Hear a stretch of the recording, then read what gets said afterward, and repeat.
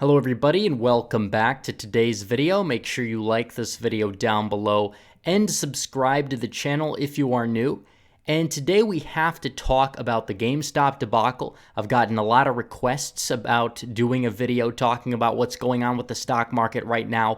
What does it exactly mean? I put a poll out there on my Telegram and it easily won the poll, so make sure you guys go and follow me on Telegram. The link is in the description, as well as on all of the alt tech sites, as well as all the other social medias before we begin.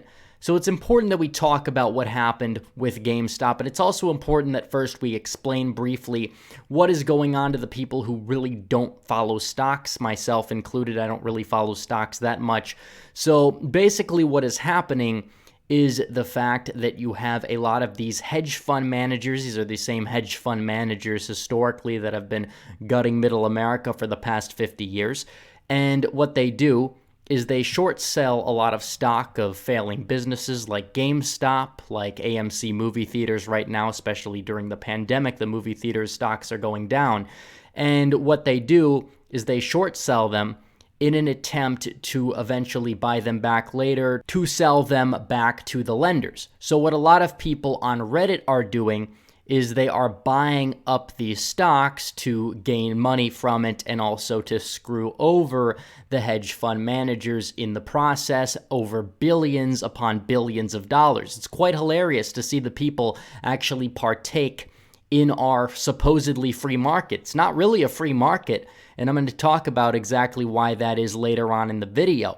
And this is a people's revolution in a way. You have people rising up against the elite. You have people claiming back a lot of money that has historically been stolen from the middle class due to Wall Street and due to a lot of government regulations that have helped to protect Wall Street over the years. And these hedge funds have done this time and time again to enrich themselves through market manipulation off of the backs of the American people. And for once, the American people decide to rise up against the hedge funds and decide to take back their money, take back the financial sector, in a very similar manner to the way that Trump supporters back in 2016 rose up and took back the country, which eventually angered the system, angered the American political system, which in a way has a big connection to Wall Street as well. But that's a little bit beside the point. The bottom line is the people poked the bear yet again in terms of the financial sector, and they're very angry about it as a result. And they are pushing back on the people. It is a two-tiered system. What we have now is not a free market. You have a free market for the elites to manipulate money and make as much money as they possibly can, while you have many Americans that are suffering right now, especially due to the pandemic, that also enriches and benefits the big business. And in the meantime, panic ensues as usual. As expected, there is going to be a lot of panic surrounding this. And it's quite hilarious. You have financial elites that are blaming this on incels because people are deciding to do exactly what the financial elites have been doing for decades upon decades. That's perfectly fine for them to manipulate money, perfectly fine.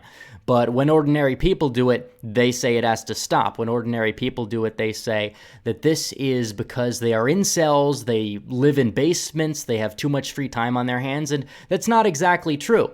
But even if it was exactly true, and everybody that was betting on the stock market was an incel who lived in their mom's basement, that is not the own that they think that that is. In fact, it's a cell phone because they're getting outplayed by a lot of people which they're describing to be incels. So either way, they're kind of basically posting their L's online at this point. That's really what they're doing. And big tech is once again colluding with big business. And big business is also colluding with big government in the process. We'll talk about that in a minute. But Discord, which has banned me, by the way, decided to ban the Wall Street Bets Discord server. And a lot of people are saying that this is because of racism. They're saying it's because of white supremacy. So apparently you have a lot of people on Reddit that decide to make some bets. Apparently that's no good according to them. And if you decide to make some bets on Reddit and manipulate the markets, they'll label you as a white supremacist. And what does it show? Do you think that they're that stupid? No, they're not that stupid. They know you're not a white supremacist. They're trying to label you as such because that's exactly what they're trying to make you appear to be the moral equivalent of. They're trying to purge them and try to purge that kind of behavior from society in doing so. They're trying to protect the elites. It's all a facade. And it shows even further that a lot of what you see identity politics to be, it's all about control. It's exactly what it is. And I'll play this clip right now because when Joe Biden's press secretary was asked about the situation, see exactly what she decided to do. Take a listen. Is the White House concerned about the stock market activity we're seeing around Gamestop and now with some other stocks as well, including the subsidiary or whatever, the company that was Blockbuster? And have there been any conversations with the SEC about how to proceed? Well, I'm also happy to repeat that we have the first female Treasury Secretary and a team that's surrounding her, and often questions about market we'll send to them. So you can automatically see that she deflects the situation onto the fact that Janet Yellen happens to be a woman. She's monitoring the situation, so a woman is going to fix everything. It's okay, we're going to go back to screwing over the working class, but because the face of it is a woman, it's completely and totally fine. By the way, that woman is Janet Yellen, who's one of the most corrupt swamp creatures that has really existed in recent history in terms of our financial sector. So it really shows you where Biden's agenda really lies. And you could look at who exactly Wall Street supported in the 2020 election. It was not exactly Donald Trump. It was actually largely Joe Biden. Joe Biden, supposedly Scranton Joe, supposedly working class Joe. No, not really. We have Wall Street Joe over here, and his cabinet is filled with Wall Street executives, filled with people that are in bed with the Wall Street executives. And you have this company called Robinhood. It's an app. It's exactly where people decide to trade stocks on. Now, Robinhood has decided to halt trading of certain stocks like GameStop and AMC. And an anonymous Reddit post had said from an employee at Robinhood that decided to become a whistleblower, exactly said that Biden and the White House, the Biden administration, was putting pressure on Robinhood to do this. So Biden is protecting the elites. We are going back to the days of old. We're going back to the neo-lib, neocon days where the government protects the elite far more so than they were for the past 4 to 5 years. And that's exactly the state of affairs right now in this country. So I guess Joe Biden did actually achieve unity. We have to, I guess, give credit where it's due. He united the populist right and the populist left against his mega donors. And I guess that has to account for some sort of an accomplishment for unity. And it's probably one of the only things that the populist left and the populist right agree on. I was actually very surprised to see a tweet from AOC that I actually happen to agree with. And Ted Cruz actually agreed with her. But that was until she decided to act like the total arrogant, childish diva that she so aspires to be, and apparently says that she doesn't want to work with Ted Cruz to get anything done for the American people. She doesn't want to stop Robinhood from doing what they're doing simply because she claims that Ted Cruz happened to get her almost killed, which is a complete and total straw man. Even if you do want to blame the politicians on the right, I hate to play this game. I really hate to play this game. But it would be the equivalent of Steve Scalise saying he wouldn't want to work with a Democrat on something because one of their supporters decided to shoot him. Doesn't exactly add up, doesn't make sense. It's just a pure excuse.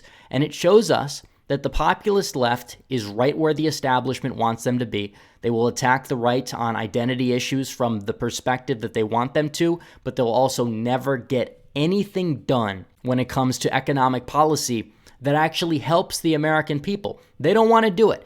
And this is why a populist left, populist right alliance will ultimately fail. It's because the populist left is just too caught up in the identitarian side of things. They don't actually want to help the American people, and that's why the populist left is going to fail. The realignment is taking place. They're succumbing to their own party in many instances, and it should really wake a lot of the sane people on the populist left up when AOC decides to go out there and act like this, because it is ridiculous.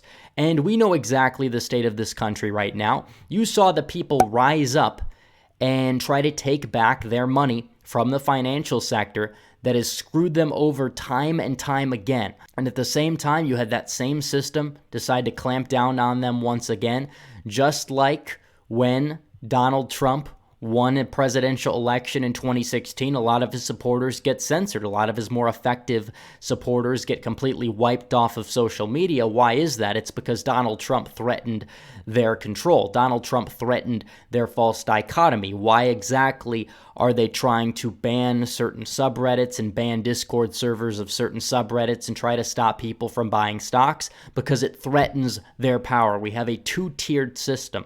There's a system that works for the elite, and then there's a system for the people. It doesn't work for the people at all. And that is exactly the predicament that our country is in at the moment.